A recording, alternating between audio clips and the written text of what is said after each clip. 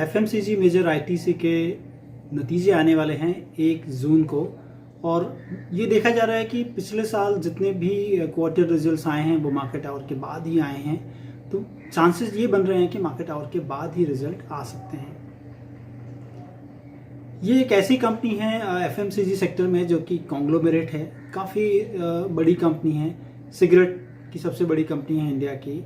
और उसके साथ इसमें जो वर्टिकल्स हैं इनके होटल्स के बिजनेस हैं, एफएमसीजी अदर्स में कंपनी जो खाने पीने की चीज़ें हैं वो काफ़ी बनाती हैं। उसके बाद पेपर बोर्ड्स का बिजनेस है इनका, होटल्स का है ही है बिजनेस इनका, और इसमें एग्रीकल्चर के भी बिजनेस हैं ई चौपाल के रूप में, और एक छोटा पोर्शन आईटी का भी है। तो इनके ये बड़े वर्टिकल्स हैं। और इसमें जो उम्मीद कर रहे हैं स्ट्रीट, जो ब्लूमबर्ग पे एनालिस्ट जो इस पे अनुमान कर रहे हैं रेवेन्यू का क्वार्टरली अगर देखा जाए तो 12,916 करोड़ के करीब का रेवेन्यू पोस्ट कर सकती है कंपनी। और एबिटा जो है कंपनी का वो 4,791 करोड़ 4,791 करोड़ के करीब का कंपनी एबिटा पोस्ट कर सकती है। और नेट प्रॉफिट की अगर बात करें तो 3,603 करोड़ की नेट प्रॉफिट कंपनी पोस्ट कर सकती है। डेरिवेटिव्स पे चूंकि ट्रेडिंग जो हो रही है और वहाँ पर जिस तरह से वोलेटिलिटी का अंदाज़ा लगा रहा है मार्केट, वो रिजल्ट आने के बाद 5% का मूव स्टॉक प्राइस में देखने को मिल सकता है। हम एक ऐसी कंपनी के बारे में आज बात कर रहे हैं जिसमें कि अगर देखा जाए तो जैसे लगता है कि पूरे बुल मार्केट में इस कंपनी को शायद कोई खबर ही नहीं है, क्योंकि अब देख लें कि 2013 से लेकर अभी तक शेयर होल्डर्स को कैपिटल एप्रिसिएशन इस कंपनी में नहीं हुआ है। 200 रुपये के भाव 2013 में भी थे और अभी भी 210 के भाव चल रहे हैं। इन दिनों में कंपनी ने 57 रुपये का डिविडेंड जरूर अपने शेयर होल्डर्स को दिया है, जो कि काफ़ी मीगर है अगर देखा जाए। उन दिनों बैंक की इंटरेस्ट रेट 9% के करीब चल रही थी, और डिविडेंड यील्ड जो है अगर 200 रुपये पे कोई स्टॉक लिया होगा तो 7 रुपये प्रति साल का डिविडेंड मिला है, मतलब 3.5% का रिटर्न है। मतलब और 2013 से लेकर 2014 से लेकर अभी तक अगर देखें तो इंडिया में एक बुल मार्केट, एक सैक्रोसेंट बुल मार्केट चला है, लेकिन इस कंपनी को शायद कोई भी खबर नहीं है। इसके स्टॉक प्राइस हाइबरनेट कर रहे हैं बेसिकली एक ही जगह पर या ऊपर नीचे करके, और अपने शेयर होल्डर्स को इस कंपनी ने किसी भी तरह का रिटर्न नहीं दिया है कैपिटल एप्रिसिएशन को लेकर। क्यों है ऐसे? क्योंकि एक बड़ी कंपनी है। इन दिनों ही अगर हम देख लें कि पिछले 10 सालों में जो एफएमसीजी में जो ग्रोथ हुआ है, अगर हम एफएमसीजी की बड़ी कंपनी हिंदुस्तान यूनिलीवर की बात कर लें, डाबर की बात कर लें, गोदरेज कंज्यूमर की बात कर लें, इन तमाम कंपनियों में एक अच्छा अप्रिसिएशन अपने शेयर होल्डर्स को दिया है। इस कंपनी ने जब अपने बिजनेस को डाइवर्सिफाई किया तो उसमें जो मेजर चंक्स जो इनका इन्वेस्टमेंट है वो एफएमसीजी अदर्स में है, जिसमें कि आशीर्वाद आटा कह लें, बहुत सारी चीज़ें और भी हैं। इनके चॉकलेट्स हैं, इसमें परफ्यूम है, इसमें डिटर्जेंट है, सोप है, बहुत सारी चीज़ें ये बनाती हैं कंपनी, लेकिन मार्जिन काफ़ी मीगर है, बहुत ही कम है अपने कॉम्पिटिटर से, जिसके कारण कि रिटर्न ऑन जो कैपिटल एम्प्लॉयड है ओवर द ईयर्स कंपनी का काफ़ी ख़राब हुआ है, क्योंकि कंपनी एक हैवी इन्वेस्टेड इन तमाम वर्टिकल्स में किया है।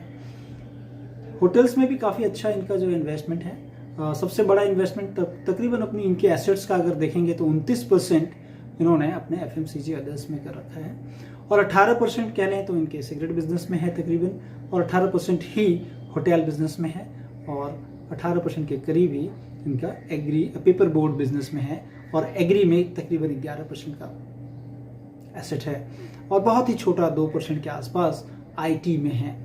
अब इन्होंने जितना भी इन्वेस्टमेंट किया है उससे रिटर्न तो नहीं छोड़ रहे हैं। इनका जो एफएमसीजी अदर्स है, मतलब उसमें ज़रूर अपटिक देखने को मिल रहा है, लेकिन ओवर द इयर्स कंपनी ने निराश किया है उस पर, क्योंकि अगर हिंदुस्तान यूनिलीवर्स को देखें तो काफ़ी अच्छा परफॉर्मेंस स्टॉक प्राइस ने दिया है, फंडामेंटल्स में भी काफ़ी है। ऑल्दो वैल्यूएशंस की बात अलग होगी कि क्या वैल्यूएशंस आज हैं, लेकिन कंपनी के फंडामेंटल परफॉर्मेंस अच्छे रहे हैं इन दिनों। बचपन की बात है, मैं जो है हमारे मोहल्ले में एक सेठ जी हुआ करते थे, और सेठ जी से जब भी हम लोग जाते थे बात करते थे तो एक ही चीज़ वो कहते थे कि ये आटो में घाटो है, मैदों में फायदों को नहीं, धंधों को नहीं चाल ली। तो इस कंपनी में भी उसी तरह का कह लें कि जो बिजनेस में इन्वेस्टमेंट किया है डिवर्सिफाई करने के लिए, एफएमसीजी बिजनेस उतना अच्छा नहीं कर रहा है। मार्जिन्स अभी भी जो है सब ड्यूड हैं, या कह लें अपने पीएस से नीचे की तरफ हैं।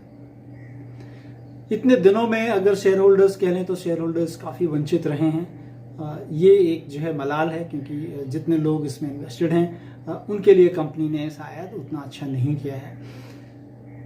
गांव में एक कहावत है, जो बुजुर्ग कहा करते थे कि जो गांव का जो सबसे खराब जगह है ना, वहाँ भी 5 से 7 साल में उस जगह का टाइम चेंज हो जाता है, परिवर्तन हो जाता है। जैसे वहाँ पर गांव में जहाँ पर गोबर फेंकते हैं, जहाँ से खाद बनती है, वो उसको घूर कहते हैं, और वो कहते हैं कि 5 से 7 साल में उसका भी टाइम चेंज हो जाता है।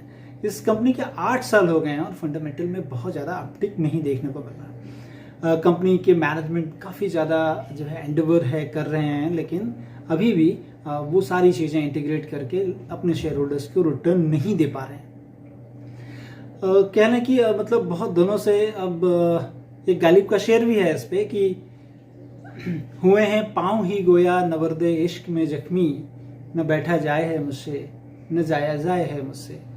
तो ये स्टॉक प्राइस की यही कहानी है कि ये स्टॉक प्राइस न जाता ऊपर है न नीचे जाता है, जैसे कि चोटिल हो रखा है, घायल हो रखा है। क्यों? क्योंकि इनके जो इन्वेस्टमेंट हैं होटल बिजनेस में और इनके एफएमसीजी बिजनेस में वो अच्छे नहीं कर पा रहे हैं, जिसके कारण ये कंपनी में परफॉर्मेंस नहीं आ पा रही है। अब देखना ये होगा कि कंपनी आने वाले दिनों में होटल बिजनेस कैसा कर रही है और एफएमसीजी में किस तरह से कर रही है। लास्ट के 2 साल होने के धीरे धीरे 1.5 साल हो गए हैं तकरीबन, और पैंडेमिक का टाइम चल रहा है, जिसके कारण होटल बिजनेस काफ़ी पिट चुका है। कोई भी घूमने लोग बाहर नहीं जा पा रहे हैं। लेकिन ऐसी कवायद हो रही है कि सब, जैसे कि इंडिया में वैक्सीनेशन ड्राइव चल रहा है, तो लोगों को लग रहा है कि शायद नेक्स्ट ईयर तक ये सारी चीज़ें अनलॉक हो जाएं और लोग फिर से पहला काम करेंगे, लोग वो बाहर घूमने की बात करेंगे। तो शायद उम्मीद जताई जा रही है कि इनके होटल के बिजनेस अच्छे कर सकते हैं। लेकिन जो पेन है इन्वेस्टर्स का इस कंपनी में इतने दिनों से रहने का, वो बहुत ही मुश्किल है। अगर आपके पास एक ऐसे एसेट होल्ड करते हों या ऐसे इक्विटी शेयर होल्ड्स करते हों जहां पर कि आजू बाजू अगर आप देखेंगे तो सारी चीज़ें बढ़ चुकी हैं और आप वहीं के वहीं रह गए हो, तो ये मैं आपके लिए रखता हूं कि इस कंपनी का वैल्यूएशंस या कैसी स्टॉक प्राइस को आप वैल्यू करें तो मेरे चैनल को सब्सक्राइब करें, लाइक करें, शेयर करें। और अगर मेरे से स्टॉक के बारे में कोई भी आइडियाज़ बहुत जल्दी आप तक पहुंचे, उसके लिए मेरे टेलीग्राम चैनल को ज्वाइन करें आप, स्टॉक फंडूज @स्टॉक फंडूज के नाम से है।